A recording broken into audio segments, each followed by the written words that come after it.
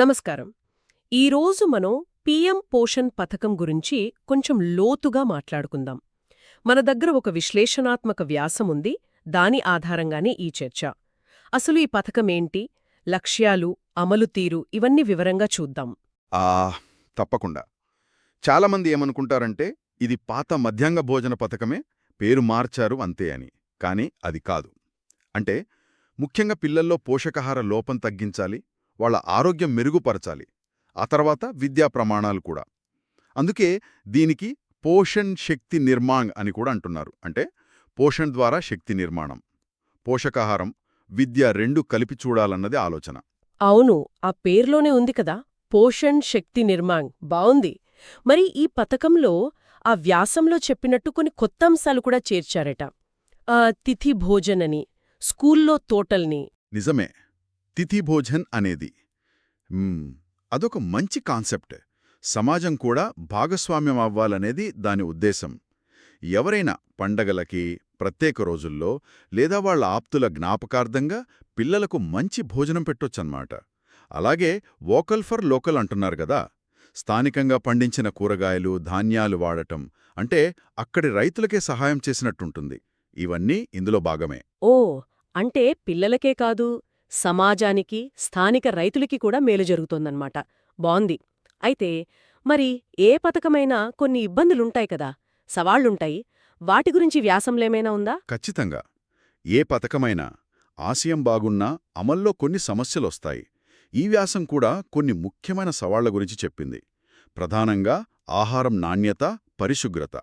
కొన్ని చోట్ల వీటిపై ఫిర్యాదులు వస్తున్నాయని కూడా ప్రస్తావించారు. ఇంకా ఆ సరఫరా దగ్గర, వంట చేసే చోట ఆ పర్యవేక్షణ ఇంకా స్ట్రిక్ట్గా ఉండాలి అని సూచించారు. అన్ని చోట్ల ఒకే స్టాండర్డ్స్ పాటించడం కొంచెం కష్టమే కదా. అవును, నాణ్యత, పరిశుభ్రత చాలా ముఖ్యం కదా.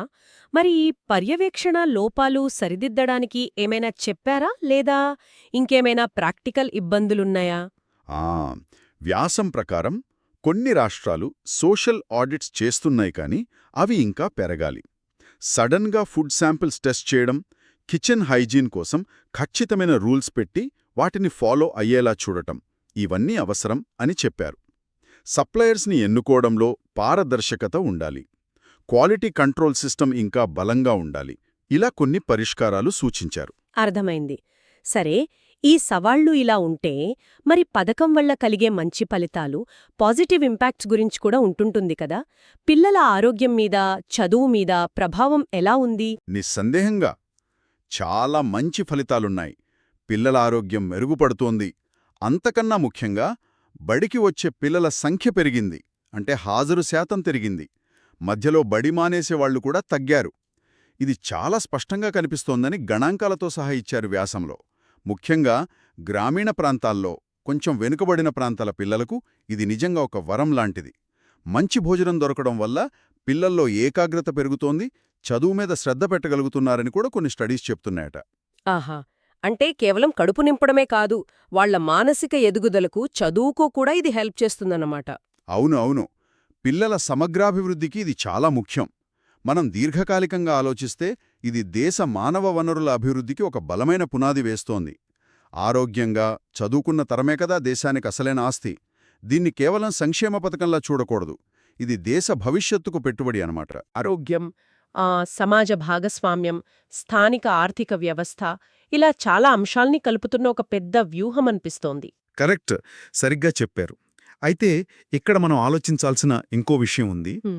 ఈ పథకం అమలును పర్యవేక్షించడానికి, ముఖ్యంగా పోషకాహార లక్ష్యాలు ఎంతవరకు చేరుతున్నాయో చూడటానికి టెక్నాలజీని ఇంకా బాగా ఎలా వాడుకోవచ్చు, రియల్ టైంలో డేటా కలెక్ట్ చేయడం, ట్రాన్స్పరెన్సీ పెంచడం, పిల్లలు లేదా తల్లిదండ్రుల ఫీడ్బ్యాక్ త్వరగా తీసుకోవడం, వీటికి టెక్నాలజీని ఎలా వాడొచ్చు అనేది శ్రోతలు కూడా ఆలోచించాల్సిన విషయమే.